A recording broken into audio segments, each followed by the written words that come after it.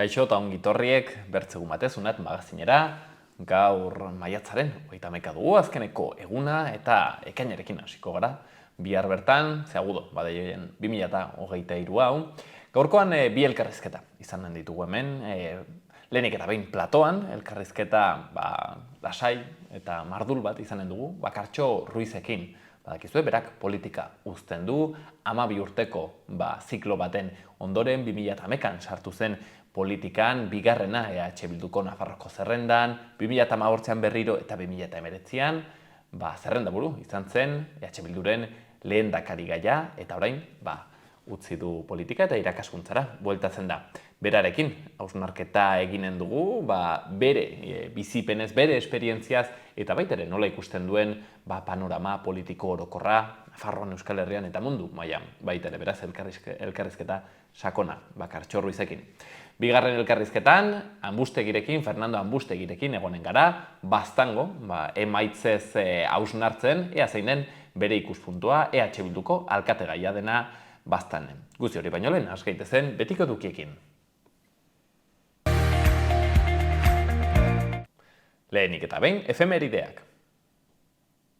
1880an, Transiberianoaren eraikuntza hasi zen, Errusia mendebaldetik ekialdera, Siberia eskualdea zeharkatzen duen tranbidea, 13 urtez egingo zuten lan hori. 1911an, Titaniken botadura izan zen, hurrengo urteko apirilean ondoratuko zen. 1969an, John Lennon eta Yoko Onok Give Peace a Chance grabatu zuten hotel bateko ohean.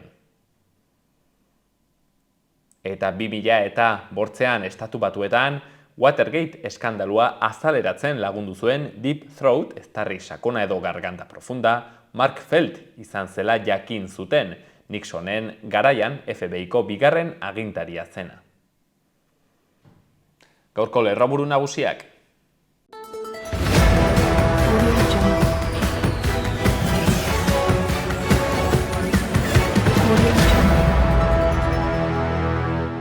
Nafarroko gobernuak 75.000 euro bideratuko ditu ezagutza partekatua sustatzeko Nafarroko Unibertsitatek antolatutako 35 udako ikastaroen bidez. Pasaden larumatean Gasteizen eraila izan zen emakume gazteak gogoratzeko eta matxismoa gaitzesteko elkartaratze egin du Euskal Herriko mugimendu feministak Iruñan. Nafarroko lehendakariak 2023ko talentu artistikoaren sustapen saria eman dio Laura Txibiste idazleari. Nafarroko langile eskasiak gora jarraitzen du eta 3.479 lanpostu huts daude patronalaren arabera.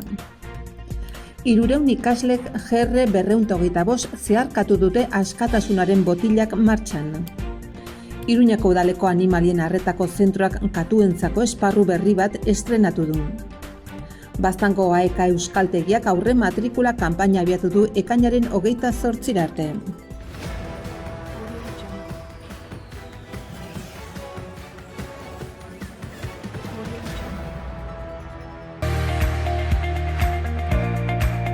Ikus dezagun baitere agenda kulturala.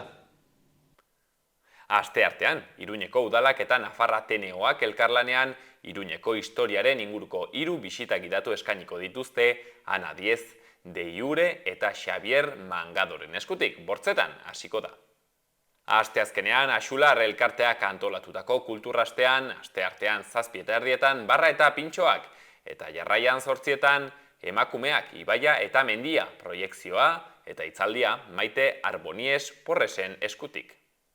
Ene kantaken dantzan ikuskizuna eskainiko dute Axular elkarteak antolatutako kultur astean. Asteazkenean atxaldeko 6:00 Axular elkartean, 7:30 barra eta pintxoak egonen dira.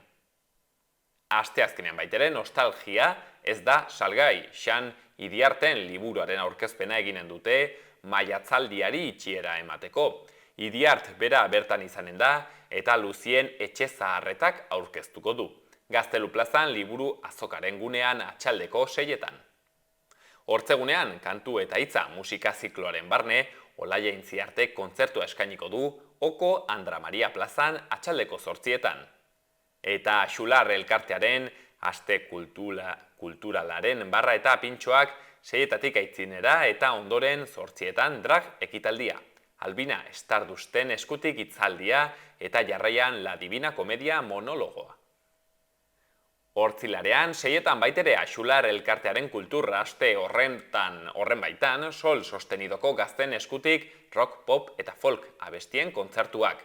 9:30 bokata da eta 10:30 Lilo taldearen kontzertua Burlatako Axular elkartean. Nafarroko bertsolari txapelketako aurrekanporaketa saioa jokatuko dute baitere atxaldeko 6:30 Etxauriko udaletxeko areto nagusian. Eta sorgin eizari eta sorginkeriari buruzko hausnarketari tarte bat eta une bat emateko asmoz, Iruñeko sorginen oroimen taldeak Juainas Paul Arzak, Amaia Nausia, Pi Mulier eta Ander Berrojalbiz Etxeberria ikertzaile eta historialariak biltzen dituen mahai inguru bat antolatu du. Atxaldeko 7:00 Katakraken. Eta laun betean, Axular elkartearen kultur asteari amaiera emateko egun osoko egitaraua antolatu dute. 10:00 artisau azoka, joaldunak eta erraldoiak, gaitari eta txistulariekin, ordu batan Larratz eta Axularreko dantzariak, 3:00 zikiro jatea eta 8:00 aitzinera biziraun erromeriaren txanda. Eta euskaldunei esker, honez ameka ordu ameka kantu biltokin, egun osoan zehar 10:00 atxeko 10:00. Eguerdiko ordu 1:30 ekitaldia, ordu 2:30 bazkaria eta 8:30 txistorra jatea. Eta larun batean baitere Elizondoko lurra aretoan Roten 13, Eskabidean eta Jaleo taldek kontzertua eskainiko dute atxaldeko 8:00. Eta gozen gaurko egunkarien azalekin. Diario de Notiziasen Txibitek Geroa Bai eta Zurekin deitu du gobernua osatzeko, Ibarrolak Iruñeko alkatetza gertuagoa duen bitartean. UPNek bakarrik jo du hauteskunde orokorretara. Ez diogu peperi deituko, dio Esparzak. Berri gehiagotan, udalen eraketa eta legebiltzarra lehen oztopoa. Herritarrak ez dira lehiatuko, 23ko uztailean, baina desegitea atzeratzen dute. Feijok ez ditu onartzen Voxekin dituen itunak 4 erkidegotan. Batzea alderdi gisa eratzen da. Berri gehiagotan, Nafarroan prostituzioak pisu partikularretan izan duen gorakadaz ohartarazi dute. Diario de Navarran, PSN eta EH Bildu Iruñeko alkatetza UPNeri kentzen saiatzeagatik hasi dira. Elma Saiz PSN hautagaiak bere burua aurkeztu du eta Asironek Bildu errefuxatu egin du. Argazkian zenbait pertsona omenaldi batean, izenburuan, terroristak dituzten alderdiekin itunak egiten dituztenek biktimen aurka egiten dute. Martin eta Julian Enbid, Obari familiak, etak duela 20 urte Sanguesan eraildako Polizia Nazionalak. Gara egunkarian, Elkarrekin Podemosek ez du EAJ onartuko Araban eta Gasteizen. Arabako alderdi morearen ezezkoaren ondoren, EAJak eta PSek EH Bilduren gobernuak eragozteko egin duten saiakerak peperekin egindako akordioak behar ditu ezinbestean. Argazkian berriz, Saharar herria protestan izenburuan. SEADek Espainiako estatua jotzen du bere gaitzen erruduntzat. Eta azkeneko berri batean, Urkulluk Erkorekaren kudeaketa babestu du krimen matxistan. Berri egunkarian, Saizek baztertu egin du Asiron alkate egitea eta bere burua aurkeztuko du Iruñean. PSNek Iruko udal gobernu bat osatu nahi du Geroa Bairekin eta Zurekin Nafarroarekin gehiengorik ez duten arren. Asironen hitzetan EH Bilduri lidergoa lapurtzeko 3. bideak porrotera kondenatuta daude. Argazkian Kepa Junkera eta izenburuan Junkeraren aitortza Andre Panadero Jolei. Musikariek erromeriak diskoa aurkeztu du.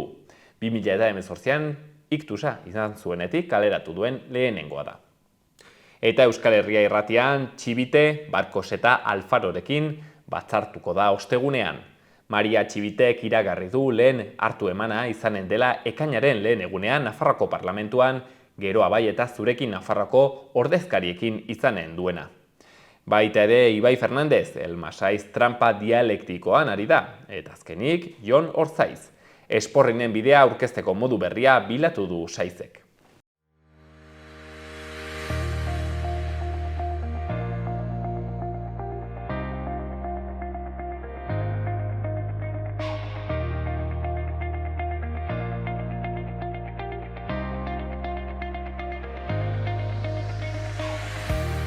Duela urte, eskas izanen da, nik ez nakia, baina hori kontatu dut Bakartxo Ruizek, berari egin niola, hemen Txintxaloan egin nuen lehendabiziko elkarrizketa hori, pentsatzen dut, nahiko urduri egonen nintzela momentu hortan, eta orain aldiz, nola eman duen buelta kontuak, printzipioz, Bakartxoren azkeneko elkarrizketa izanen da, behintzat, epe ertainan edo epe laburrean, oraitzen, uzten duelako, behintzat lehen mailako politika hori, ezta, edabideetan eta parlamentuan, eta hortzen egiten den politika hori, eta pasako da, bigarren plano batera edo atzetik edo militantziatik egiten den politika horretara, eta gaurko, hementxen, nahi izan dugu, Bakartxo Ruiz, ezagutzen duzue, EH Bilduko aurpegi ezaguna, bozera mailea, hautagaia, 2019ko hauteskundetan, 2011an sartu zen parlamentuko politika horretan, eta ordutik parlamentuan izan dugu, beraz, ez du aurkezpen handirik behar, baina gaur izan dugu aukera, bera, pixketo be ezagutzeko, beraz, Bakartxo, mil esker, gaurkoan gurean egoteagatik. Mil esker zuei, esan duzun bezala gaur azken elkarrizketa daukat, eta Saloa telebistan izatea, niretzat horre bada. Eskertzen duzu, Bakartxo. Aipatzen zenuen pixken nekatua, agitu duzula kanpaina hontaz. Karo, nik pentsatzen nuen, egongo zinela ja nahiko ez, lasai kanpaina hontan, zuketzen nola ardura gehiagirik izanen, baina ez, hortzen, ibilizara tope zure bai. Tokatu zaidana, eta gutako bakoitzari tokatu zaiguna. Hor nekea, segurazki, metatu egiten da, 12 urte izan dira oso intensoak, eta 4 urte hauek bereziki, intensoak izan dira, eta gora beratsuak ere bai. Eta bai, kanpainan nire burua bai eskaini nuen, behar zenerako, naiz eta zerrendetan ateratzeko behintzat enindoan, 50. Noa parlamentuko zerrendan, beraz ez daukat aukerarik ateratzeko, baina bai, prest nengoela kanpainan parte hartzeko, eta bai, ara hona ibili gara, 15 egunetan zehar, eta aurretik ere, aurre kanpaina oso luzea izan delako. Orduan, bai, fizikoki. Bakartxo, kanpainak? Bai. 15 eguneko kanpainak azken batean pastelaren ginda besterik ez dira. Aurre kanpainak oso luzeak egiten dira. Eta pentsa parlamentutik bertatik, irailetik edo lehenagotik batzuk, baina irailetik ja bereziki eskuinaritu da kanpainan eta beste alderdi batzuk ere bai. Orduan, denak azkenean. Hemen egiten ginen elkarrizketa politikari zenbaiti, hain zuzen ere ganden astean, eta hartzen ginen, gogotsu egonentzate igandia hortxin ja heldu da, eta batzuk hartzen zuten, oraindik ere handago igandia hartzen zuten, zeuden saturatuak eta aste artean iduritzen zitzaien arronturruntzagola igandia ikusten zitzaien. Bai, azken urtetan pentsatzen dut kanpaina berez, astebetekoa balitz, denontzako asko hobeto. Kontua da horrena, pentsatzen dut saiakera hori dagoela, ez? 2 asteko kanpaina ofiziala dela, baina, gero hori nola regulatzen duzu, pentsatzen dut da, ez? Legez arautu beharko litzateke, baina, edozein kasutan, aurre kanpainak ere nolakoak diren ikusita, kanpaina murriztuta ere, pentsatzen dut aurre kanpainak hartuko lukeela ere kanpainaren tokia, eta desastre bada. Baina, nik uste jendarteak ere neurri batean amaitzen duela pixkate saturatua. Erraten duela, ez, Bakartxo, honek erakusten du zerbait gaur egungo politikaz. Nola egiten den, ez? Nola badoen aizek usteko gehiago, ez dakit, ezain bertza egiten duzun lanarekin 4 urtetan eta egiten duzun programarekin eta proposamenekin, baizik eta, azkenean erraten dugun, ez? Zirku moduko bat, ez? Eta hortxen erakutsi behar duzu azken hilabetan ze honak zareten, ez? Eta nik uste kanpotik horrek nekatzen du, eta mesetut barnetik baitere, ez? Erran ez, Bai, azken batean, bizitzako beste esparru batzuetan bezala, nik uste, edo ikasle orain irakaskuntzara bueltatzen naizela, ikaslei beti esaten nien, ikasturte osoan zehar egin ez dena, nekez egin daiteke ebaluazio garaian, soilik azterketa bezpera batean. Eta hauteskundeekin edo politika instituzionalarekin gauza bera. Iruditzen zait udaletan egiten duzun lana, kalean egiten duzun lana, herritarrekin edo parlamentutik bertatik egiten duzun lana kolektiboekin, daukazun harremana, oroar 4 urtetan zehar egiten duzun lanak horrek balio duela. Eta kanpainan azken batean, azoka baten modukoa da, zuk erakusteko daukazuna edo zuk egindako lanaren fruituak nolabait erakusten dizkiozu jendarteari, baina egia da, bueno, gero eta politika mediatikoagoa den honetan edo sare sozialek askoz ere oihartzun handiagoa daukatenak eta medioetara nolabait mugatzen den politika horrek azkenean nekatu egiten duela. Eta jendartearen begietara, gero, askotan desafekzioaren mantra hori planteatzen denean edo jendearen desatxikimendua politikari, iruditzen zait politika soilik horrela egitea eta kanpainan ateratzen da politikaren segurazki okerrena, ez?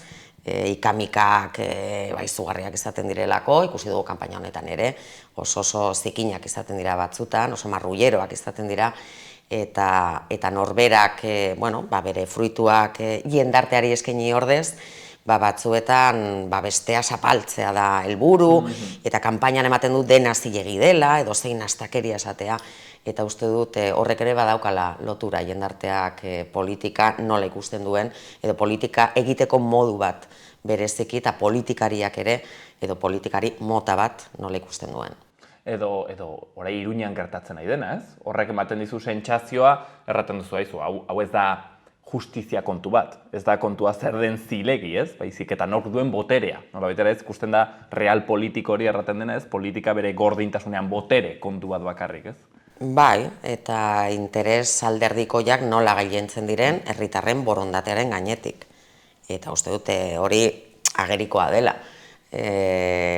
Demokrazia ditzen den honetan, edo sistema demokratiko balizko batean gauden honetan, teorian herritarrek jartzen gaituzte bakoitza gure tokian, ematen digute gure tokia, eta oso garbi izan da, Iruñan esate baterako, jendartearen gehiengoa aurrerakoia dela, eta hala adierazten duela beren bozen bidez, eta indar politiko batzuek teorian oso garbi daukagula, ez dugula berriro ere eskuineko alkatetzarik nahi, eskuineko gobernurik nahi, eta alde handiz indar politiko bati eman diotenean, ez dakit boterea, baina botoa behintzat bai, gobernu bat eratzeko, hor interes alderdikoiak eta hemen erabakiak hartu baino Madrili begira egotea etengabe, horrek ere desatxikimendu hori sustatzen du, zalantzari gabe. Azkenean jendeak ere esaten duelako, baina zertarako emango dut botoa, gero beste batzuek, beste interes batzuen baitan hartuko dituztelako erabakiak. Claro, eta pentsatzen dut, nik azken egun hauetan bueltak ematen etxean, horrek Bilduri ere batzen dio posizio zail batean, zeren, onartzen badu ez, kasu honetan PSN-eren jokaldia, da nolabaiteko humilazio bat eta seguraski ez da zilegi, baina ez badu onartzen, orduen jendartearen zati batek errexarraten du. Politikoak beren botere kontuetan, ez? Pastela nola partekatuta. Ostra, nola patzen dizun horre, egoera zail batean. Ez, nik uste pilota beste batzuen teiatuan dagoela. Eta beste batzuk direla, azalpenak eman behar dituztela. Guk ez diogu PSN-eri ez beste inori alkatetzarik emango. Eta hori oso garbi dago. 8 zinegotzirekin, gainontzeko indar aurrerakoiek 8 atera dituzte 3 taldeen artean, eta gurekin guk bakarrik 8 atera ditugu. Herritarren borondatea eta irizpide demokratikoa da. Ez da irizpide alderdikoia. Beste batzuk ari dira jokaldi bat egin nahian ikuspegi alderdikoi utxetik. Eta guk horri ezezko biribila emango diogu. Ezezko biribila. Baina horrek ekarriko duen ondorioa, baldin bada eskuina gobernatzea, hori beste batzuek azaldu beharko dute. Eta hori alderdi sozialistak azaldu beharko du. Grazia egiten dit, orain, Espainiako hauteskundeak deitu dituztela eta, nik uler dezaket. Alderdi sozialistak Madrilen dituela interes nagusiak, Nafarroan azkenean Espainiako hauteskundei begira 5 diputatu besterik ez direla hautatzen, eta Espainian daukatela nolabait aukera eta beharra handiagoa diputatuak ateratzeko, baina Nafarroa herritarrek eta Iruñeko herritarrek merezi dute errespetu bat. Eta eskuinari benetan aurre egiteko, zorain Espainiako hauteskundeak horretarako deitu dira, ez? Pedro Sánchezek planteatuko duena da edo kaosa, edo eskuina eta ultraeskuina, edo ni. Nafarroan, eta hori jendarteak jakin behar du, Nafarroan eta Iruñan prest daude, Iruñeko udalean, prest daude eskuinari alkatetza berriro oparitzeko guri kentzearekin. Beraz, zein da hemen benetako arerio politikoa? Gu gara edo eskuina da. Orduan, nik ez dakit ze diskurso geldituko zaien Espainiako hauteskunde horien atarian alderdi sozialistako hautagaiei, baina benetan surrealista iruditzen zait. Gero sartuko gara bakartxo horre bueltatuko gara, momentu batean pixkete oraiko panoramika hortara, baina bueltatzegatik, pixkete hasieretara, bueno, noizbait pentsatzen dut eginen dizute, edo egin dizute ja, nolabait ere, zure ibilbide biografikoa sakonago, baina, bueno, pintzelada bat emateagatik, zergatik sartzen zara politikan, politika hontan, ez, alderdien eta parlamentuetako politikan, eta zergatik guztien duzu? Bueno, sartu, nuenia beste aukerarik izan. Gogoratuko dute ikusentzuleek 2011an, Ezker Abertzalea legalizatua zegoela, eta milaka 30.000 lagun zeudela Euskal Herri osoan zerrendetan joan ezinean, ilegalizatutako hainbat zerrendatan joan zirelako horretik. Eta jende esaten zen momentu horretan, eta oso arrazista den komentarioa da, jende txuria behar zela, zerrenda beltzak zeudelako, eta horrela hitz egiten zen momentu horretan. Eta, bueno, beste asko, beste momentu batzutan, urratsa egin ez genuenez, iaia bete behar moral bazen. Erantzukizun kontua. Bai, erantzukizun kontua bazen, ze agerikoa zen. Ilegalizazioak ja etzuela biderik, bazegoela milaka herritarren ordezkaritza bat bete gabe, eta ardura hartu behar genuela beste batzuk, eta proposatu zidatenean, bueno, izugarrizko bertigoarekin, baina, bueno, tokatzen zen. Zenuen esperientzia bat ja udaletan edo administrazioan edo? Bat ere, ni irakaskuntzan sartu nintzen 89an, nire euskara irakaslea naiz, eta ikastolan, Sanfermin ikastolan ari nintzen lanean, eta...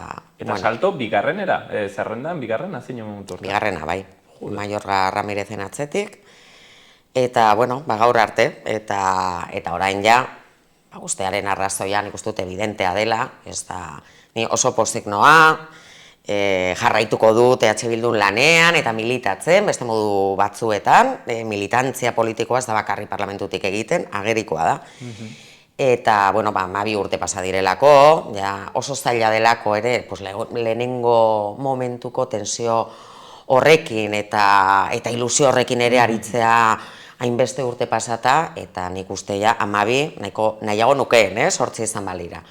Baina 12 urte asko dira, eta zorionez, inorez da ez dinbestekoa, eta baditugu militante prestatuak, eta parlamentuan ere gure hautagaia eta gure bozeramaile izango den Laura Arnal ni berarekin oso pozik nago, oso emakume baliogarria da, eta, bueno, iruditzen zaite lan itzela ingo dutela, eta ni beti horatzean egongo naiz, behar denean laguntza emateko, eta listo, baina bai, beharrezkoa da ere, personalki bizitza normalagoa berreskuratzea. Horrek, harritzen da batzutan bakartxo, zeren aitzen dituzu politikari batzuk, erranez, ostra, ze gogorra den eta zenbat desgastatzen duen, eguneroko politika horrek, udaletxetakoak, parlamentukoak, administrazioko instituzioetako politikak, eta aldiz, bertze batzuk ezin utzi politika. Orden ez dakit politika utzi ezin duten horiek, ez dakit nola bizitzen duten, ez desgastatzeko, edo ez dakit zer egiten dute, edo bertze lasaitasun batekin hartzen dute, edo... Bueno, ardura mailaren arabera izaten da batzuetan, beste batzuetan, akaso ez daukatelako nora bueltatu, eta politika ulertzeko modu diferenteak daudelako, edo politika instituzionala ulertzeko modu diferenteak daudelako. Nik uste dut ekarpen badela jendarteari, eta benetan EH Bildu bezalako proiektu batean sinisten baldin baduzu, eta benetan, jendartea hobetzeko tresna bat bada, baina ez da helburu bat, eta nik uste batzuek nahasi egiten dutela tresna eta helburua. Eta tresna gainera izan behar du jendartearen bizitzak hobetzeko edo saiatzeko behintzat, batzutan ez da erresa, baina oso garbi izan behar duzu zein den helburua. Baina bilakatzen baldin baduzu zuretzako tresna bat, edo zure ogibide bilakatzen baldin baduzu, nik uste problema bat dugula. Erdetzen batzuk ez duten nora bueltatu. Bai, hori ere, hala da. Batzuk dedikatu dira bizitza osoan politikagintza profesionalera, eta bilakatu dira profesionalak. Eta, niri... Hoi ez da ona? Ez da ona, inondik inora. Politika instituzionala gogorra da, berez. Eta tensio handikoa da, eta energia asko eskatzen du, benetan lan egiten baldin baduzu. Eta lan, benetan, helburu jakin batzuekin, eta beste batzuekin akordioak lortzea, eta bai, gogorra da. Igual jendeak ez du ere asko zagutzen, politika instituzionala, baina bai, gogorra da. Beste lan batzuk ere gogorra diren moduan, dut esaten gogorrena denik bizitza hontan, baina bai, gogorra da. Baina egia da, tarte batez egiten duzunean, eta ekarpen izan daiteke 4 urte, 8 urte, 12 urte, luza daiteke batzuetan, batzuk ere denbora gehiago ematen dute, baina beti ere perspektiba hori galtzen baldin baduzu, eta jendartearekin daukazun lotura galtzen baldin baduzu, eta batzuei hori gertatzen zaien, nik hori ikusi dut parlamentuan, eta bereziki hori politika instituzionalean, bai, azkenean burbuila batean sartzen zara, eta ez baldin badaukazu besterik ere, eta batzu, ogibide bilakatzen dute, eta bai, nik uste dute ez dela ona, azkenean, jendeak uste duelako, hortaz bizi garela, diru pila bat irabazten, eta ez da egia, gutxienez gurea bezalako proiektu politiko batean sartzen baldin bazara, baina egia da, beste alderdi batzuetan, eta gero ustelkeria kasuak daudenean, eta jendeak bere interes partikularrerako erabiltzen duenean politika instituzionala, horrek mesede gutxi egiten dio politikari oroar, eta politikaren kontzepzioari, eta denoi, azkenean, jende asko pentsatzen du denak berdina garela, eta hori ez da egia. Horre beti sortzeat kuriosidadeea, bakartxo, nola bizitzen den, hain zuzen ere, zure posiziotik urrunen, dauden pertsonekin elkar bizitzea, zeren kuriosoa da, baina haunitzetan gu gure egunerokoan, ez dugu izaten aukera, nola baitere, bertze aldean dauden ideologiekin partekatzeko, elkar banatzeko, eta aldizuek zaudete, behintzat parlamentuan, fisikoki, kasi, hombro con hombro, erten dena, igual, justo, zu konsideratzen alduzuna, dela, munduko gauzarik terriblena, nizerrak eta abortuaren kontra dagoen bat, eta, ez dakit, zuk errango zer, hau dago, pitzatuta. Eta guri etzaigu tokatzen, eta aldizue izaretela, ideologia horren nolabait ere ordezkariak, tokatzen zaizue egotea eta solastea, eta batzutan sortzen da, kuriosidadea, hoi nola eramaten den, zeren, karo, gero ere, aldi berean, kasi dire zure lankideak, komatxo artean, Orduen, klaro, nola eramaten den hori, ez da erresa da zure txaila, baina aldi berean, karo, tokatzen zaizu egunero berarekin egotea, eta ere, igual badu punto artifizial bat egotea egunero liskarretan, berarekin, eta... Bai, baina parlamentuak ere eta tokatzen denean eztabaidatu egiten da, baina parlamentuak badauka A aurpegia eta B aurpegia. Aurpegia da, medioak daudenean, edo soko bilkuretan, edo batzordeetan, sortzen diren eztabaida publikoak.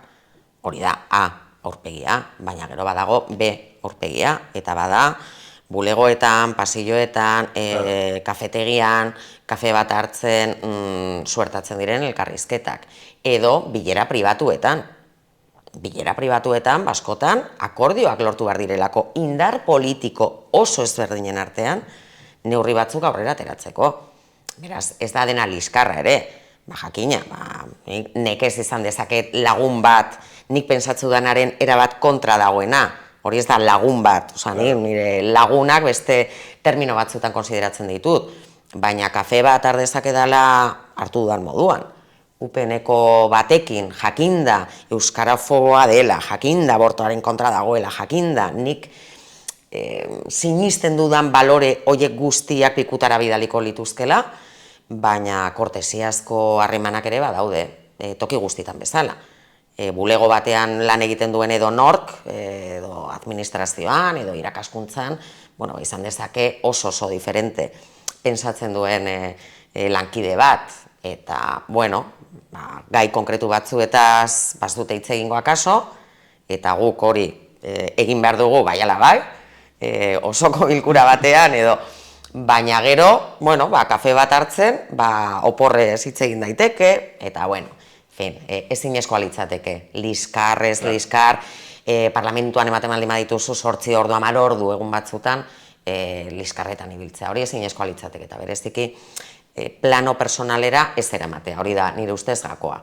Bestela dena plano personalera eramaten baldin baduzu, nik bronka bat baldin badut, eta mila izan ditut, osoko bilkura batean, eta benetan haserretu egin naiz, baina gero ezin duzu hori etxera eraman, eta ulertu behar duzu, hori dela ere parlamentuko dinamikaren parte bat, baina ez dut saiatzen naiz, eta oso gauza potoloak esan dizkidate, niri neuri. Eta hoi, adibidez, eskuinak eta ezkerrak eramaten du ezberdin, diozen, noizbait aitu dut, ezkerreko jendeak bizitzen du politika, ez, erabat gorputzetik nolabait ere, ez, eta unitzetan berez, bere ingurukoei eragiten dien gauzak direz, eta bizitzen da erabat modu intenso eta emozional batean, eta aldiz aitu noizbait ere, igual eskuineko ideologiako, ez, parlamentariek eta hautagaiek, ez dutela hola bizitzen, ez, gehiago bizitzen dutela, ez dakit, show bat bezala edo lan bat bezala, kaso ez? Igual, errexago nolabait ere, ez?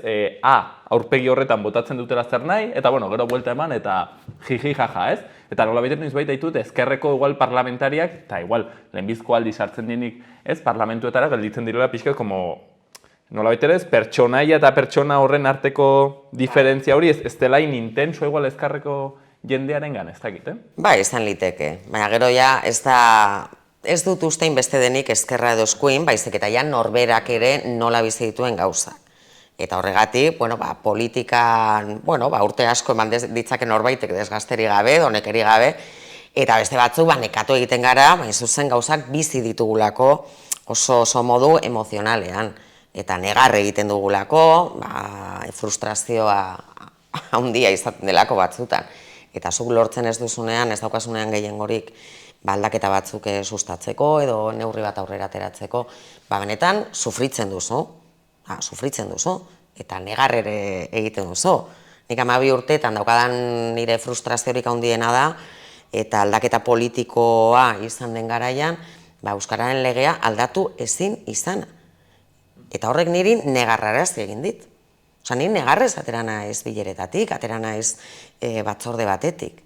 Eta pentsatzea, ze urruti ikus daitekeen hori niretzat, eta horregatik horrek ere azkenean sortzen dizu. Uste du gehiago dela emozionala, eta norberaren sinismenen baitakoa. Baina aurrera egin behar duzun ez ere, momentu batean, bizi dezakezu beste maila batean, baina aurrera egin behar duzu, eta horrek ere, ezin duzu plano personalera eraman, bestela, benetan jasangaitza delako, Ipatzen zenuen frustrazio handiena horrek, akaso, euskararen legeak, poz gehien sortu dizuna, hola atzera begiratzen duzu eta 12 urte hauetan hartzen duzuna, begira, hontaz harro nago. Ni oso harro nago gauza askotaz, baina niretzat hemen ez dakit obsesioa dei daitekeen, baina nik tema berezia izan dut, hemen erregimena deitu dugun horretan, eta parlamentuean eta eremu politikoan dauden eragilez harago, Nafarroan badugu Opus Dei bezalako instituzio bat, eta nik benetan parlamentuan sartu arte, enuen ikusten Opusek ere maila politikoan daukan eragina eta indarra, eta ez soilik Espainiar eskuinean, ez soilik Espainiar eskuinean. Eta nik oso garbi neukan medikuntza gradua, medikuntza fakultate publikoa behar zela, oso garbi neukan, gero ja ezagutu ahala, pizkarat Opusek daukan botere hori guztian, oraino iristen zen, igual jendeak etzekien, edo ezaki, guk 5 milioi, Nafarroko aurrekontuetan 5 milioi euro zeudela, Opuseko unibertsitate eta Opuseko klinikaren langile eta beren familia guztiak, Opuseko klinikan hartatzeko seguro pribatu bat, baina hori ez zuten bereiek ordaintzen, Nafar guztiek ordaintzen genuen. Orduan, seguro hori kentzea, ordaintzeari ustea, eta besteok bezala osasungintza publikora bideratzera.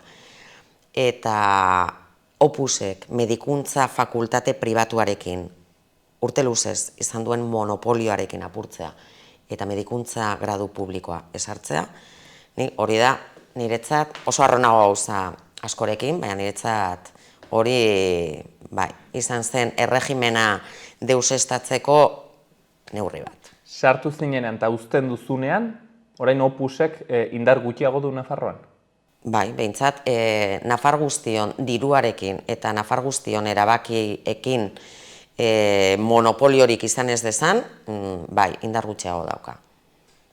Hain zuzen ere, orain ikusi dugun eskuinaren fragmentazio hori eta iskanbila guzti horiek, diren nola baitere horren ondorio? Hemen izan den erregimena deitu duzuen hori, hasi dela pixket arrakalatzen, pitzatzen, eta horren ispilu edo sintoma da? Bai, arrakalatzen hasi da, ez da inbeste segurazki Opusekin lotutako ezerekin, baizik eta beste batzuk urte hauetan, ez bakarrik instituzioetan, kaletik ere bai, egin dugun lanarengatik. Guk 2011an oso garbi geneukan erregimena deitzen dugun horretan arrakala bat egin behar genuela, eta erregimen horretan PSN eta UPN eskutik helduta joan dira, horregatik montatu duten, eta horregatik daukagu Nafarroa, nahiz eta aldatzen ari den pixkanaka. Eta eskuinaren zatiketak kontestu horretan ulertu behar dugu. 8 urte daramate gobernutik kanpo, eta hor batzuek izan dugu zer ikusi handia. 8 urte gobernutik kanpo egotea ineditoa da Nafarroa. Lehenengo aldia da gure historia politikoan. Eta hori ezin dut eraman. Eskuinak, bai PPek, bai UPNek, azken batean helburu estrategiko berbera dauka. Eta da gobernua eta boterea eskuratu behar dutela toki guztietan. Orain, desadostasunak taktikoak dira, besterik ez. Taktikoak dira. UPNek betikora bueltatu nahi du, PSN berriro eskutik eramatera, eta horretarako badaki alderdi popularrarekin batera egiteak zailduko duela, eta UPNek horregatik apurtu du Navarra suma. Eta orain ikusten ari gara.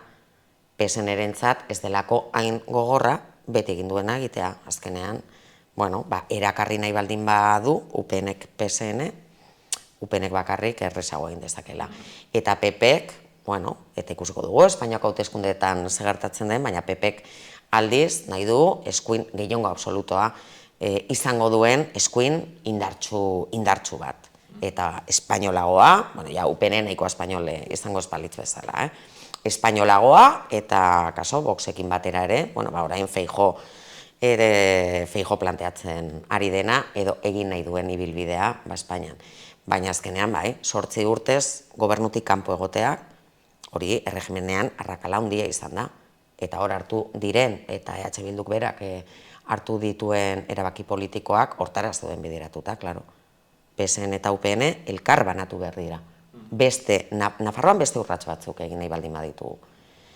Eta, ikusten dugu, ez dela erresa, ikusi dugu urte hauetan, eta orain bertan ikusten ari gara, ez dela erresa. Baina Nafarroan badaude aukerak gehiengo aurrerakoiak eratzeko, eta akordioak lortu ditugu, eta akordioak lortuko ditugu aurrerantzean ere, baina egia da, tentazioak erregimen horretara bueltatzeko beti egongo direla. Gero sartuko gara hortan bakartzen, baina ustuzu badela aukera, PSN eta UPNek berriro elkartzeko? Bai. PSN-eren barruan beti dago tentazioa, sektore bat badute horren aldekoa dena. Momentu honetan.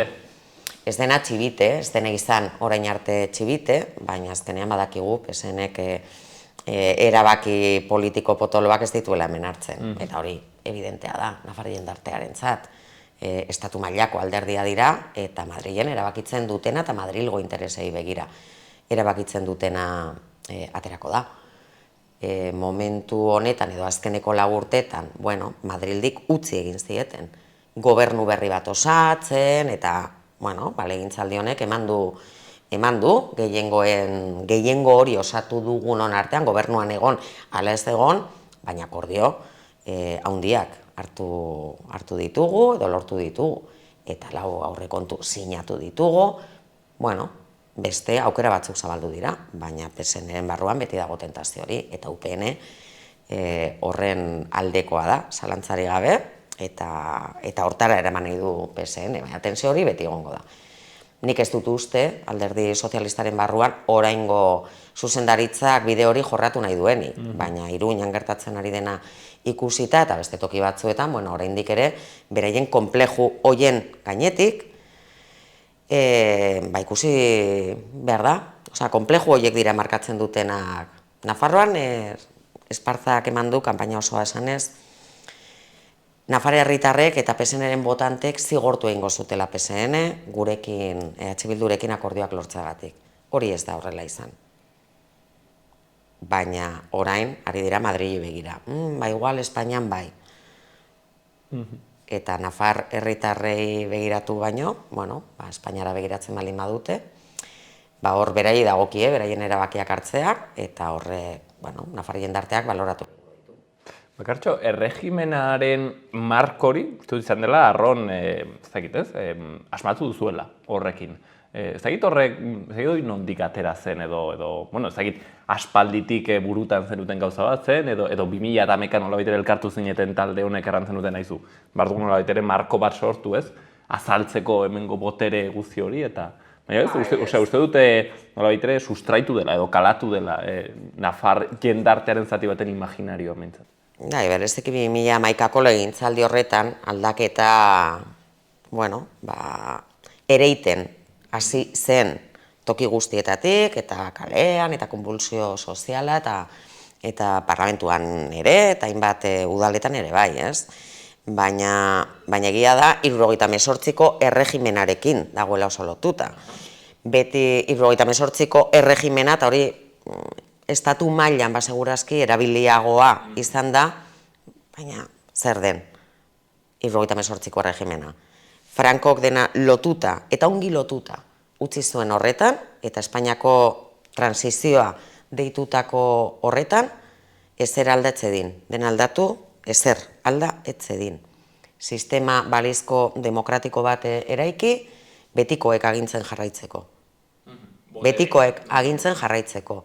Bipartidismoan oinarrituta, alderdi sozialista eta alderdi popularra, eta epaien eremuan, administrazioaren eremuan, botere faktiko horiek, azkenean, benetako boterea daukaten horretan. Medio handiek ere, eta medio handien, tentakulo hori guztiak hori da, 78ko erregimena, baina da, Espainiak bat eta bakarra izaten jarraitzeko, denontzako kafesne izaten jarraitzeko, independentismoa apaltzeko, eta gehiengo politiko jakin batzuk alternantziaren bidez mantentzeko. Eta horrek Nafarroan badauka bere deribada propioa. Eta deribada hori da, PSN-UPN, Opus Dei, hemen Nafarroko auzitegian frankistak diren epaileak izatea, eta bar. Eta hori da erregimena Nafarroan, baina da, 78ko erregimenaren deribada, besterik gabe. Baina Bakartxo, orain eginda ezaguna hain zuzen ere, ez? Hauteskunde hauetan Espainiaren mapa, eta hor nola ikusten zien, Katalunia eta Euskal Herria edo komunitatea eta Nafarroa nola baitere, ez? Ezberdinduak, kolorez. Ez dakit, hor, igual, erran daiteke etzuela dena utzi hain ongi lotuta, ez? Zeren ikusten mozu mapa, errateuzu, zerbait eskapatu zitzaion, Franco. Baina horregatik daramatzagu urteak esaten, eta Katalunian ere abiatutako prozesu independentistak beste oldarraldi bat izango du, seguro, baina horregatik esaten dugu, 78ko erregimena krisian dagoela. Krisian dago, bere zutabeak apurtzen ari direlako. Monarkia, hori da, erregimenaren zutabetako bat, ikustu dugu monarkia, emerito bat daukate, emeritoa Abu Dhabin dago, ustela da, ja jende guztiak daki ustel bat dela, ustelkeria kasuak, erret familiaren kide bat egonda kartzelan, lapurtzagatik, diru publikoarekin jokatzeagatik. Kataluniako prozesuak ere, eta Euskal Herrian, polikiago, baina ere iten ari den prozesu independentista eta zalantzari gabe, epe ertain luzean iritsiko dena jendarteak autodeterminazio eskubidea gauzatzera, nik ez dauka zalantzarik horretaz, baina lotu nahi izan dute, enkorsetatu nahi izan dituzte Espainiar estatuan bizi diren herriak, baina horrek, estan da, egin zuen Katalunian, eta onartu gabeko edo baimendu gabeko erreferendum bat egitera iritsi ziren, eta horrek berandu baino lehen izango du bestelako kapitulorik, baina erregimena krisian dago, agerikoa da, eta Espainiar estatuaren batasun hori artifiziala da, eta aipatzen zenuen mapa horretan, oso garbi dago errealitate nazional diferenteak daudela Espainiar estatuan. Eta realitate diferente horiek ez direla bakarrik hizkuntza edo kulturakoak, hori ere bai. Baina beraien burua gobernatu nahi duten milaka herritarrenak direla. Eta berandu baino lehen, estatu benetan demokratikoa nahi baldin dute Espainiako ezkerrean ere, berandu baino lehen, bide bat elkarrekin egin beharko dugu Espainiar estatuan autodeterminazio eskubidea gauzatzeko. Ez dakit batzutan begiratuta Espainiara, ezkerrekoa den pertsona batek erraten du, ostras, pereza Espainia. Nik uste ezkerreko norbaitek erraten du, nondik hasi, ez? Nondik hasi, orain justu ikusten duzun mapan, oraindik ere agerikoagoa, ez? Ez dakit, karo, Otegi gainera batzutan erraten du, haitu dionez baitera erraten kasi Espainia ezin dela, ez? Eraldatu, nola baitere Espainian dagoela horre, zerrotuta konservadurismo hori, ez? Eta ezin dela buelta eman, ez dakit holak usten duzun, ezkerreko izate Espainian pereza emango zizun. Horra izan behar du.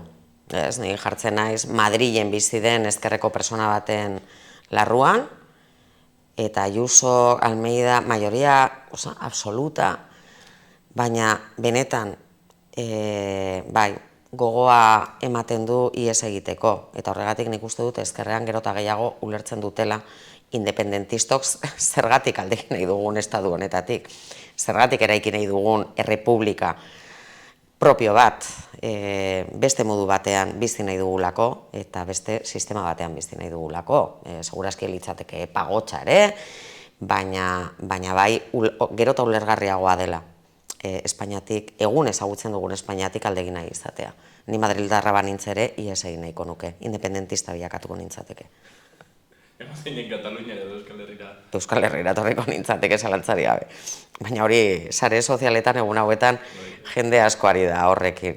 Nahiko nuke, baina salbatzen diren bakarrak eta Euskal Herriko datuei begiratuta, eta ezkerreko indar bat, EH Bildu lehenengo indar municipalista izateak, kontrajarpen horrekin nahiko nuke Euskaldun izatea, nahiko nuke. Hor bakartxo pentsatzen justo orain aipatzen zenuen horretan, ez? Zer dagoen ezberdina Katalunian, Euskal Herrian eta Espainiar estatuko gainerako tokietan, hau nitzerran dute analistek, adibidez Euskal Herriko emaitza honak ere azaltzen direla hemen dugun kultura militantearen gatik, ez? Eta nola badagoen hemen, humus, gizarte zibil arronsendo bat, eta milaka proiektu, euskararen inguruan edo, milata bat kontutan, ez? Politika ez dela ulertzen bakarri alderdietako politika, baizik eta herrigintza, ez? Erraten duzuena zuek, eta nola hori den funtsezkoa, ez? Botere ekonomikorik ez baduzu ulertzen dut, emateko egiazko eraldaketa gero instituzioetan, ez? Eta nola baitere Espainiar estatuan, hori ez dagoela, ez dakit hain zabaldua, hain errotua, ez? Baina, karo, niri aldi berean, ez dakit, ez? Kostatzen zai sinestea nola baitere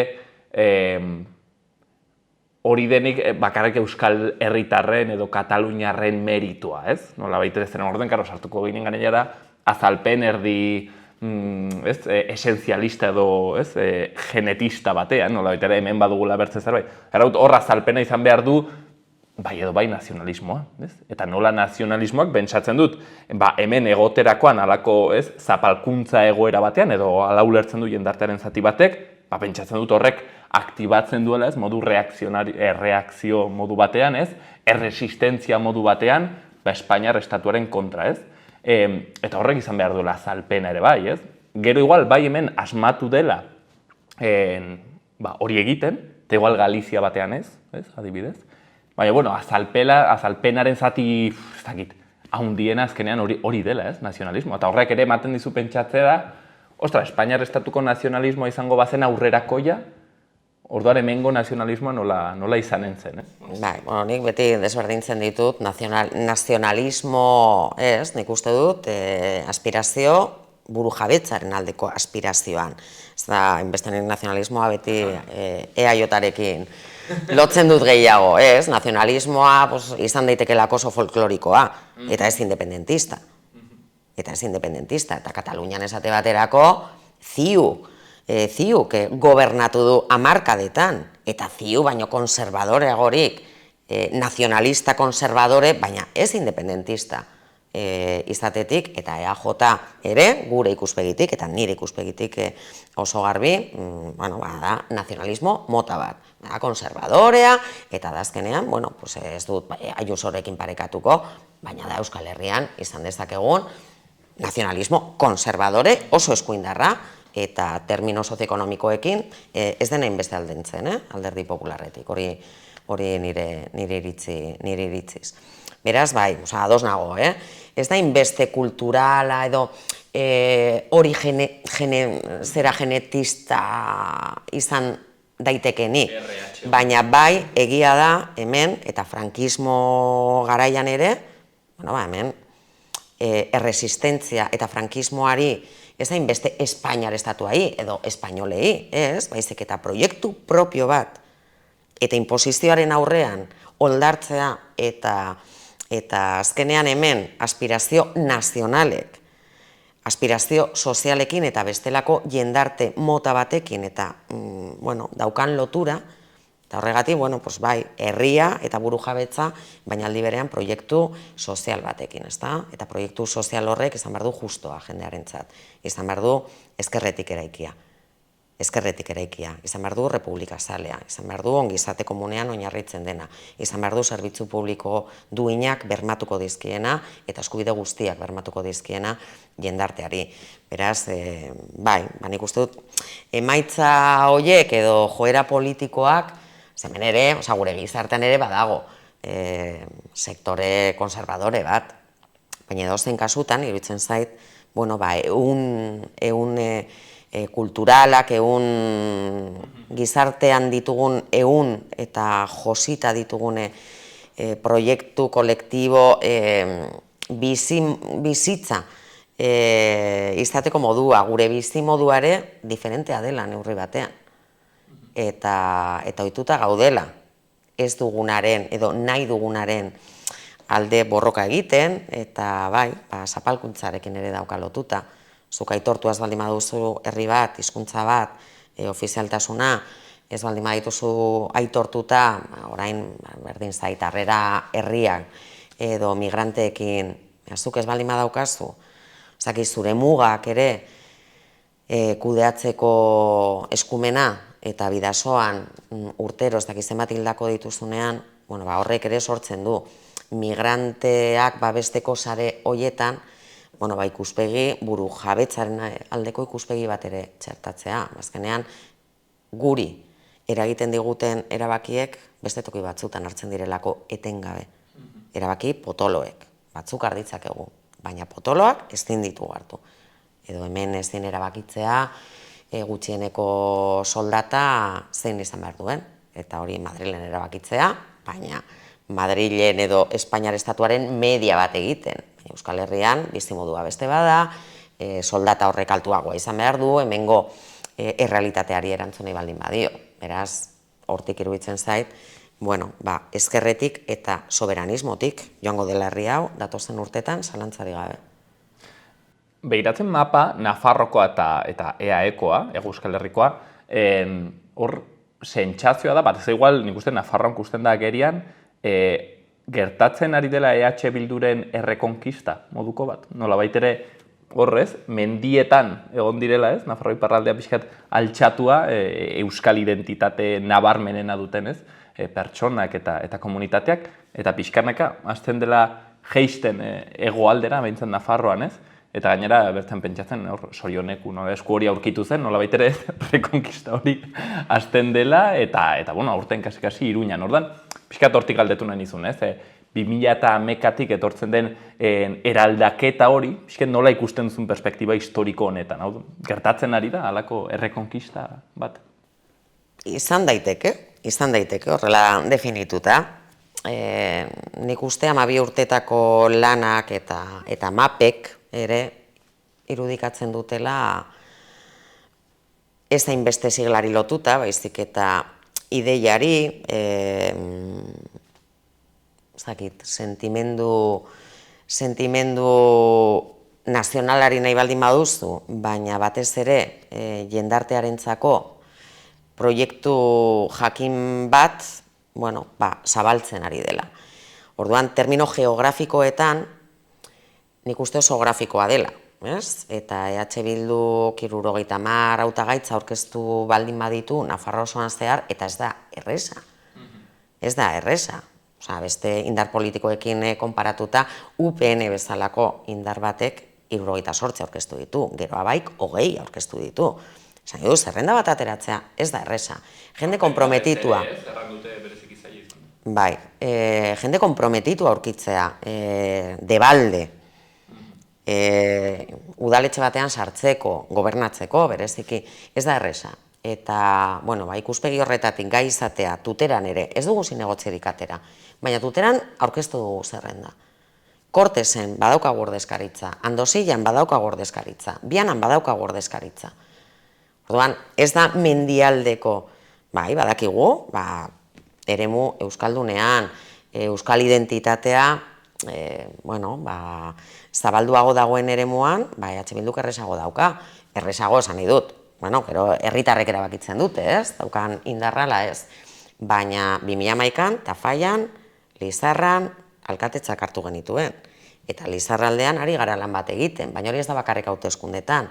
Ari gara, herrietan, herri txikietan ere, hauteskunde hauetan Kabredon aurkeztu gara. Nik enekien non zegoen Kabredo.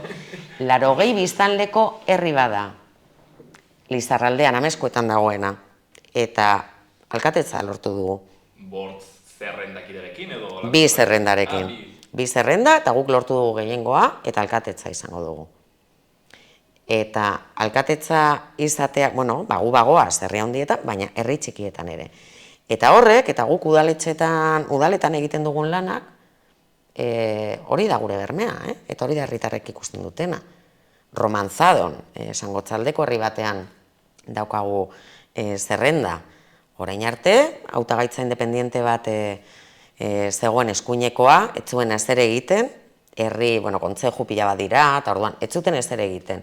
EH Bildu aurkeztu zen, irabazi zuen, alkatetzan egon gara, eta orain, beste inorez da aurkezten.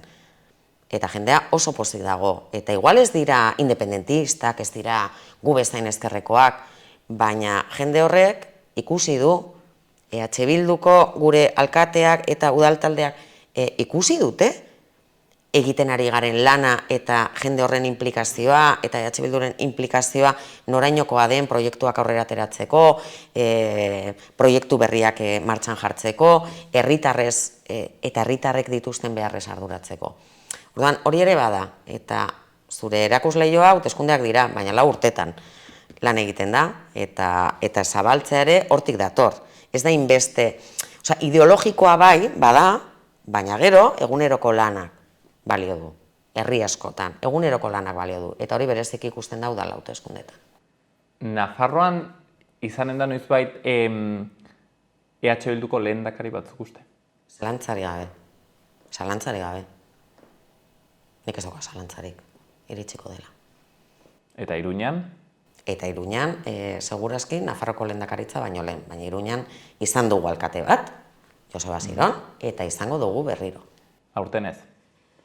Ikusteko dago, baina, panorama iluna jarri dute batzuek, baina orain ez bada indar handiagoz hemendik 4 urtera, zalantzari gabe. Hortzen, aldaketa hori ez, ematen nahi dena, 2011-tik, Nafarroaren marko ideologikoa aldatzen, ikuste dut, ez? Hoi dela interesgarria, azken egun hauetan aitzen genuena, ez? Zeren Espainian gertatu zen, 2015an eta hoz, errataute leio bat, nola baitere ez, leio populista bat ereki zela, baina ez zirela lortu seguraski ere, ez? Marko ideologikoak, ez? Kultura sustraitu hori aldatzea. Hori motela da. Hori dela zerbait motela, eta hemen akaso bai, ez? Dela zerbait pixkanaka, ez? Ematen ari den eraldaketa bat. Poliki goaz, baina Arnaldo askotan esaten du poliki goaz, oso urruti goaz delako. Eta hori aldaketa horiek benetan fondokoak diren aldaketak ez dira egun batetik bestera aldatzen. 2015ko aldaketa politikoa ere pintzekin hartu bazegoen termino instituzionaletan. Eta ikusi da, faktore jakin batzuek eragin zutela, baina Podemos orduan sortu zen, baina gero, sufleak diren proiektu politikoek momentu batean erantzuten diote jendartean sortzen den ez zinegon bati, baina gero, ez baldin badago proiektu erroturik, herriz herri, auzoz auzo, komunitatea egiten duena, horrekin oso zaila da gehiengo politikoak aldatzea. Eta etorkizunean bizket, ez egin nola kusten duzun hau, gaude orai garai batean, ez? Ultraeskuinaren gorakada, nazioarteko gorakada batena, ez? Ofentsiba batena, nola baiteko internazional, ez? Erreakzionario bat ere deitu dutena. Italian bat guagerian, Europan tokia unitzetan, Espainian ere, badirudi nola baitere, 2008ko lehi hori itxi dela eta badatorrela, ez? Balako olatu erreakzionario kontserbadore bat. Ezagik, testu inguru horretan Euskal Herrian nola geldituko den pixkat hori, ez? Galia bezala, Asterix Obelixen Galia hori bezala, ez? Pixkat inguratuta, ez dakit horrek ze eszenatokitara eramaten alduen bakartxo, aipatzen ari ziren, aurreko batean, Ayuso eta pentsatzut kanpainako, ez? Kontu bat bezala, baina, EH Bildu ere ilegalizatu beharko zela, eta ezagik hori momentu batean egitazkoa bihurtzen alden, hau da lortzen badu, Voxek eta PPk gobernua eta finkatzen badire, gainera ez legegintzaldi bat, baizik eta batzuk halako eszenatokietara, gertokietara, iristen algara? Uste, lehenik eta behin agerikoa dela autoritarismoaren zabalkundea eta autoritarismo demokraziaren arteko lehia eta talka hori bizi-bizi dagoela mundu osoan, esango nuke. Eta Espainiar estatuan ere bai. Espainiar estatuan ere bai. Iraganera bueltatu nahi dute, frankismoaren garaietara batzuek, eta bai, entzun dugu kanpaina honetan, legalizazio aldarriak non nahi. Ez dut uste errez daukatenik, baina nor daki. Badakizu ez zerbait horretaz? Ez, termino juridikoetan ematen du oso komplikatu izango luketela. Oso komplikatu izango luketela, baina bai, eskuinak, ultraeskuinak, eskuinak oroar, badaki, bai Katalunian eta bai Euskal Herrian, arerio potenteak izango dituela. Eta boto antifascista horrek badaukala bere garrantzia, eta legegintzaldi honetan bezala, Espainiar estatuan ere erabakigarriak izan garela, independentistak. Eta momentu batean, 4 urte hauetan ikusi dugun bezala, gehiengoak dekantatu egin ditugula. Eta zentsura mozioa babestu genuen Rajoy kentzeko, eta fase berri bat ireki zen. Orain, panoramaneko kezkagarria bada, eta Espainiako hauteskundeetan ez gertatuko den. Baina, oldarraldi autor... Etzai berdin, inondik inora. Gu ez gara nien izgalian bizitzeko jaio. Gu erresistenzia fase luzeak izan ditugu, eta bueltatu behar baldin badugu, herri honek badauka erresistitzeko gaitasuna. Demostratu du, askotan. Baina guk eraiki nahi dugu, ez dugu resistitu nahi. Eta jakina, etzai dela berdin.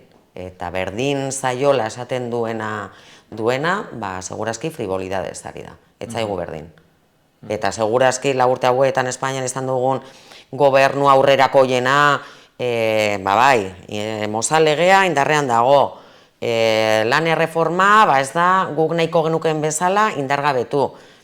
Baina ez da gauza bera, neurri sozial batzuk, edo etxebizitza legea, edo pensioen erreforma modu batean edo bestean egitea, eta ez da gauza bera, autoritarismoa ardatz daukan gobernu bat izatea, eske gogoan daukagu, Rajoyren azkeneko gehiengo absolutoa.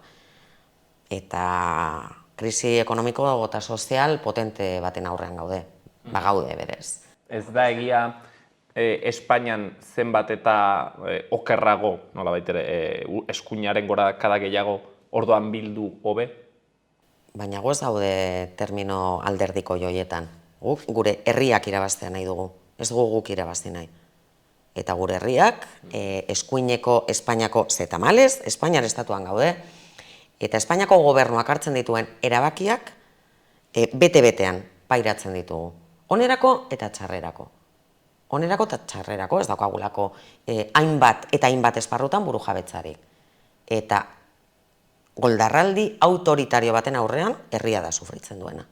Ez marka batek edo beste batek.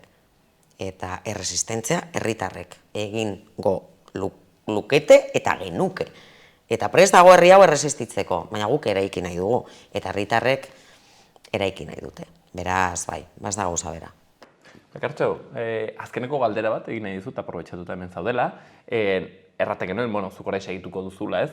Oinarrizko politika hori egiten, zeren hain zuzen ere, uste dut EH Bilduren proiektua ez dela, ez? Aipatzen zenuen ez, alderdi batean zentratzen edo akitzen, behintzat, ez? Eta hori gehiago tresna baten gisa ulertzen dela, eta beraz politika modu zabal batean, ez? Ulertzen dela. Baina hala eta zu pasatu zara instituzioetatik, kusten dugu orai gazten artean, ez? Abstentzioak tokia handia duela, ez? Iruñan uste dut 10-tik 8 gazteek bakarrik ez bozkatzen zutela, halako daturen bat, eta euskal gazteriaren artean ere, hartu dute indar azken urte hauetan,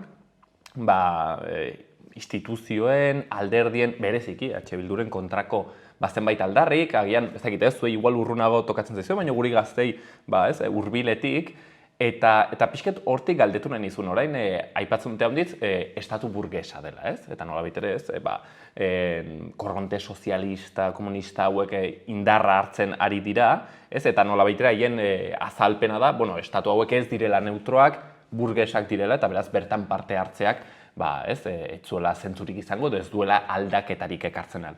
Eta zu pasatu zarela hortik, galdetu nahi dizun pixkat hortaz, ez? Zer erranen zion, zalantza horiek dituen gazte bati, ez? Zergatik den garrantzitsua, instituzioetan ere egotea do, nola ikusten duzun zuk hau pixkat? Borroka esparru bat ere badelako, instituzioetatik ere borroka egiten delako. Nik ez dut oso ongi ulertzen, eta bai, tokatzen zaite gertutik, eta ez dut oso ongi ulertzen, ze oso erresa da kontra egitea. Baina nik ez dut, benetan ez diot inori azalpen argi bat entzun nolako alternatiba eskaintzen duten. Nik ez dut irakurri, ez diot inori entzun. Nik ez dakiz alternatiba planteatzen den. Eta gero, niri harritzeko egiten zait, burges etiketa horrekin, en fin, opositatzen ari diren gazte askok burges deitzea beste norbaiti, en fin, Espainiako administraziorako edo Nafar administraziorako funtzionari izan nahi duen batek. Nik ez dakit, zer den burges hitzaren definizioa, jende konkretu batentzat, edo zen kasutan. Nik gazteen artean dagoen desafekzioaren mantra horren aurrean, hemen Berriozarren gaude, Berriozarren alkate gazte bat izango dugu. Izan ditugu hautagai eta militante pila bat oso gazteak ideia horren kontra jotzen dutenak, edo beste zerbait erakusten dutenak, eta Euskal Herrian eta Nafarroan ere badaukagu izugarrizko gazteria konprometitua, batzuk, akaso, dute instituzioetan lan egingo, eta instituzioekiko beti tensio hori existituko da, logikoa da, eta garai guztietan gertatu da, baina badaukagu gazteria konprometitua, bizitzaren eta jendartearen esparru guztietan eta instituzioetan ere lan egiteko prest dagoena. Eta nik jende gazte hori nahi dut herria, eraikitzen ari den jende gazte hori. Alternatibak, ikusten dituelako alternatibak, badituelako, eta alternatiba horiek lantzen dituelako eta konprometitzen delako. Eta hortik aurrera, Euskal Errepublika sortu nahi duen gazte jende asko daukagula, eta ni behintzat oso harro nago euskal gazteriaz. Bakartxo, azkeneko esaldi bat Euskal Herriari, zer opa diozu etorkizun untarako? Euskal Errepublika, buru jabe, justo euskalduna, feminista, eta lortuko dugu, eta lanean jarraitu behar dugu, egun ez egun bakoitzak gure esparrutik hori eraikitzen.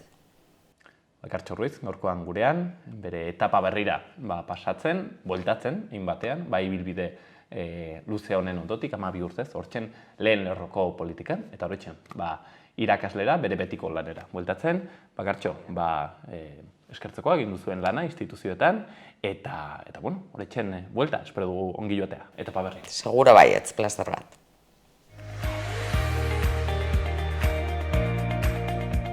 Gaurko eta biharko eguraldia.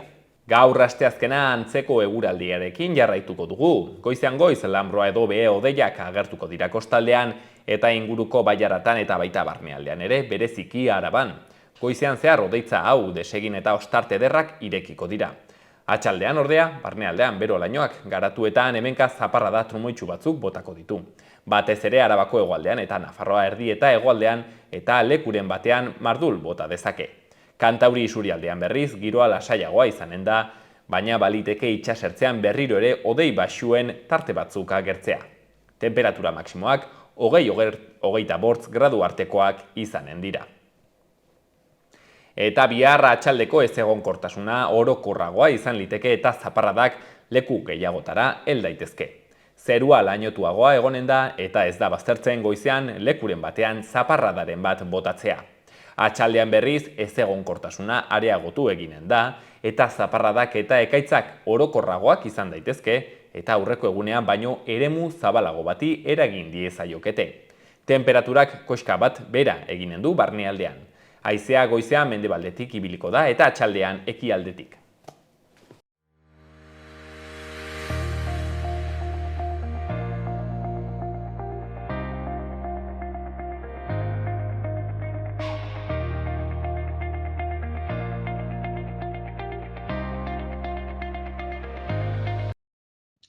Eta gaurko bigarren elkarrezketa unten, bakizue jarraitzen dugu hemen ikusten, hauteskundetako, maiatzaren 28ko hauteskundetako ondorioak, emaitzak zein izan diren, eta gaurkoan, gurean hurbilean, dugun baztaneko emaitzak ikusiko ditugu, pixka gainbegiratu eta horretarako, hain zuzen ere, bertan aurpegi garrantzizkoa den Fernando Anbustegirekin egonen gara, EH Bilduren alkategaia, eta, printzipioz, alkatea izanen dena, orain kontatuko digu, berak, nola ikusi duen kontua. Fernando, atxaldeon da mil esker gurean egoteagatik.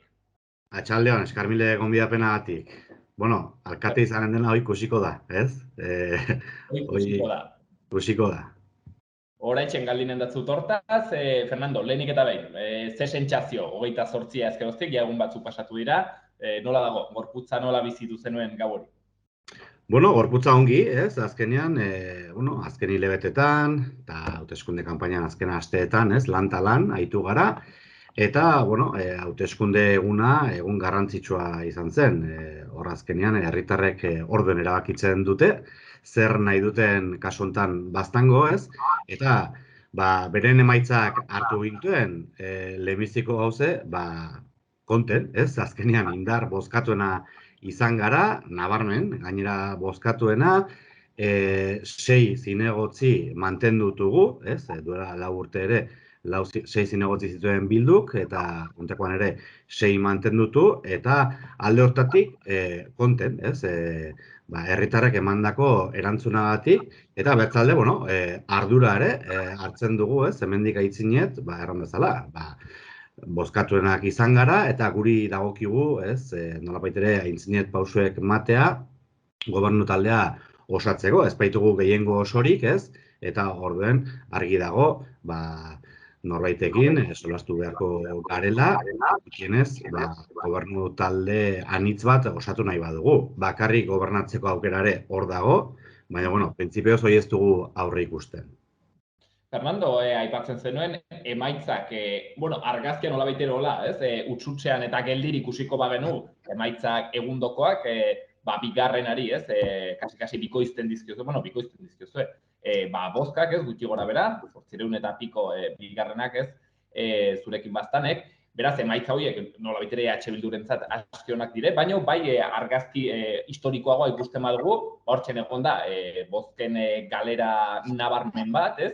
Gainera, baztan bezalako toki kipi batean, zerbait erranguratsua dena. Ez dakite susto horren zergatiak, non ikusten dituzu, zer gertatu da? Bai, Bueno, nabarmena, doike, oraia zenbaki absolututara ganez, ez, egia da, 932 bozka galdutugu duela 4 urteko hauteskundeekiko, hoi errealitate bat da, eta aztertu dugu pixke bat, egun gehiagotan, gehiago aztertuko dugu, ez? Baina nik uste dut ere, historia aipatu duzu, eta perspektiba zabalagoarekin ere behiratu behar dela. Lehenbiziko gauz, 932 bozka galdutugu duela 4 urteekiko, eta hoi doike begarri tiraldi bet da. Eta hola hartzen dugu, eta hoi analizatu behar da. Baina horren bezala, perspektiba historiko handiagoko bat hartuta, duela 4 urte, 4 alderdi bakarrik aurkeztu ziren, eta hontakoan 5 alderdi izan dira. Hoi ere aldaketa nabarmena da, eta biztan zen aldaketak ekarriko zituela, ez?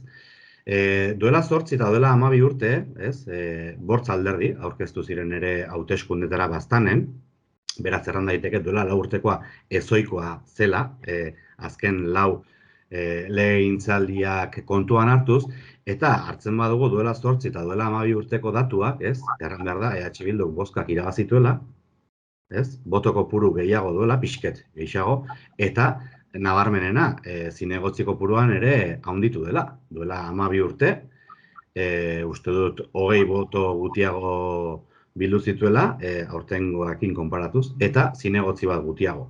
Duela 8 urte, buruz hain naiz, baino 50-60 boto gutiago bildu zituen aurtengoarekin konparatuz, eta 2 zinegotzi gutiago.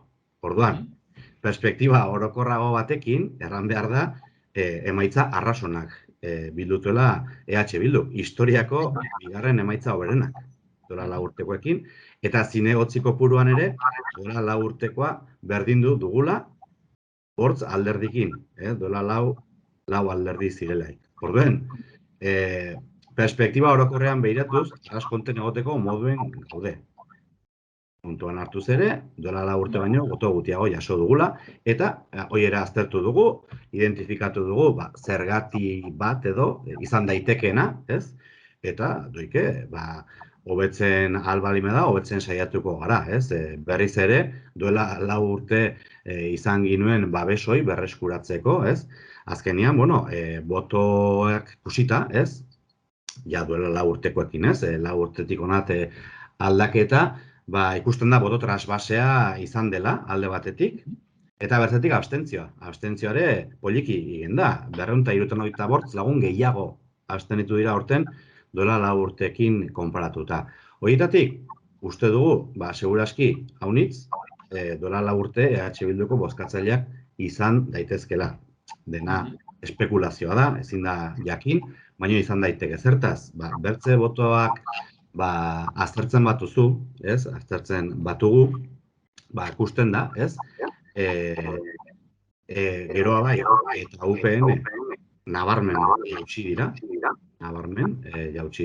UPNek 209 boto galdutu, eta geroa bai 311. Beraz, eskuinak 720 boto galdutu hor. Eta, gusten moduzu bertzaldean, ez, Baztango independentek 737 boto eskuratu dituzte. Trasbasea agerikoa da. Ez dugu erran behar, geroa baik eta UPN galdutuen boto guztiak independentetara gandirenik. Hoi ez da hola. Baina, egia da, trasbasea handi bat izan dela hor, ez?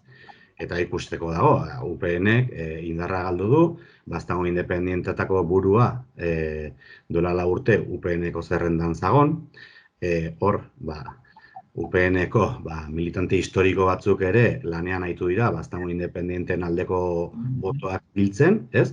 Eta hor, nabarmena da, trasbase handi bat izan dela, UPNetik Baztango independentetara. Egia ere, Baztango independenteetan, badela, EH Bilduko zerrendan duela 4 urte gantzenik ere, eta gure bozkatzaile batzuk, seguraski, duela 4 urte EH Bildu bozkatu zutenek, aurten independenteak bozkatu zutela. Orduan, analisi bat nahiko simplea, baina, bere zentzuare izan dezakena, hoi izan daiteke. Bertzaldetik, ikusi behar da, ez? EH Bilduk 6 zinegotzi mantendutu duela 4 urte bezala, eta EH Bildurekin, azken 12 urtetan gobernuan egon den Baztango ezkerrak bat irabazi du.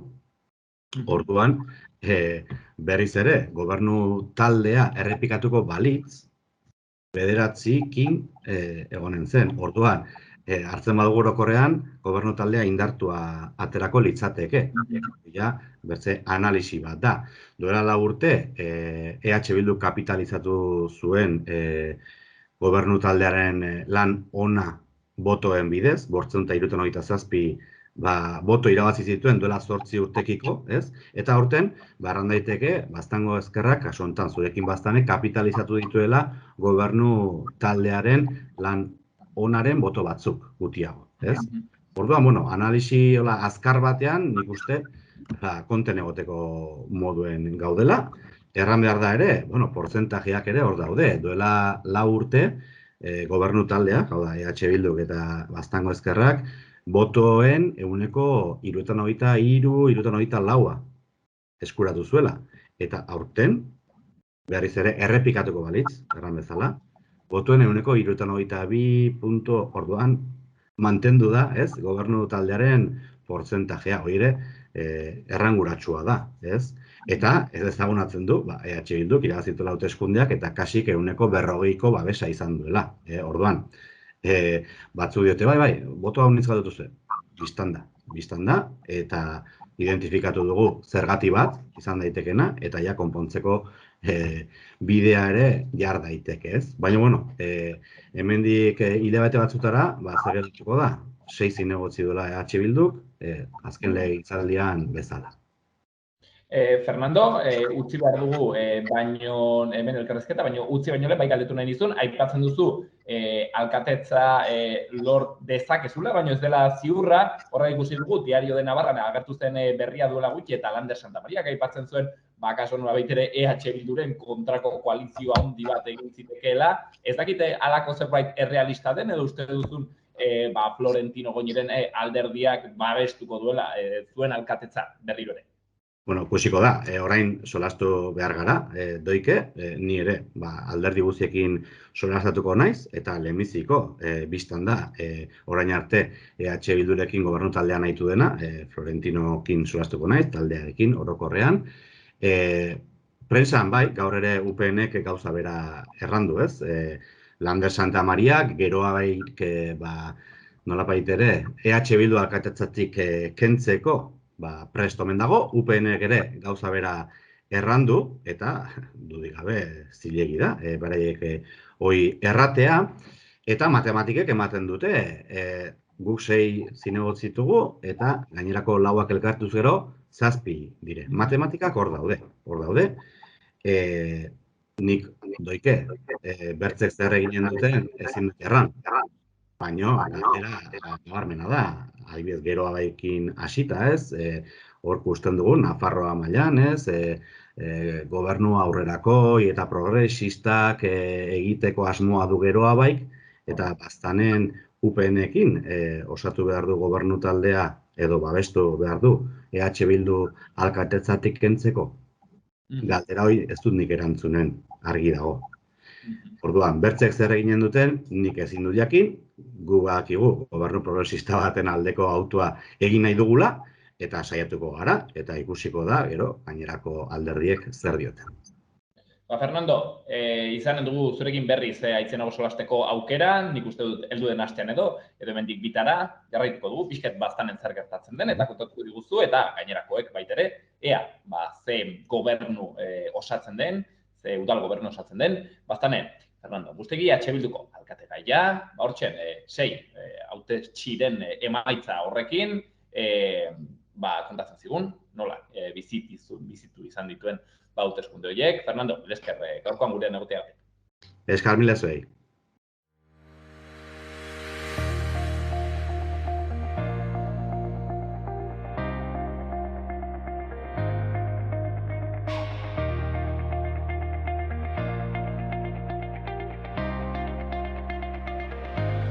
Hauxen dena gaurkoz, asteazken honetan, bihar ere hortzegunean hemen izanen gaituzue, bihar arte. Gobierno de Navarra. Nafarroako gobernua.